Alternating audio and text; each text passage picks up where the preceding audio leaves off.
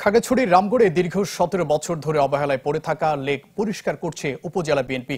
সকাল থেকে বৃষ্টি উপেক্ষা করে দলীয় নেতাকর্মীরা এ কাজে নেমে পড়েন। জানান, পিছিয়ে পড়া রামগড় জনপদে পর্যটন বিকাশ ও সৌন্দর্য বর্ধনে বিএনপি সরকারের আমলে সাবেক সংসদ সদস্য ওয়াদুদ ভূঁইয়া লেক ও ঝুলন্ত ব্রিজ তৈরি করেন। তবে রাজনৈতিক প্রতিহিংসায় দীর্ঘ ১৭ বছর রক্ষণাবেক্ষণ ও পরিচর্যার অভাবে তা নষ্টের পথে।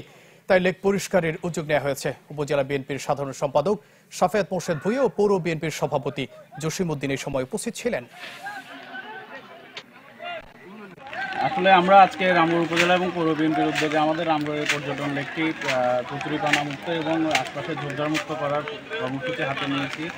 আপনারা যারা রামগড়ে আছেন তারা সবাই জানেন এই রামগড়ের পর্যটন লেকটি ঝুলন্ত ব্রিজ সহ একটি দৃষ্টিনন্দন একটা প্রকল্প। আমাদের জননেতা জনাব ওয়াদুদ ভূঁইয়া যখন ২০০১ থেকে ২০০৬ জাতীয় সংসদের সংসদ সদস্য ছিলেন এবং পার্বত্য চট্টগ্রাম উন্নয়ন বোর্ড ছিলেন, তখন ওনার নিজের হাতে গড়া এই প্রকল্পটি বিএনপির সময় নির্মিত হওয়ায় বিগত ফ্যাসিস্ট সরকারের আমলে আসলে দীর্ঘ ১৬-১৭ বছর চরম অব্যবস্থাপনা এবং অযত্নে এই লেকটি প্রায় ধ্বংসের পথে চলে গিয়েছিল।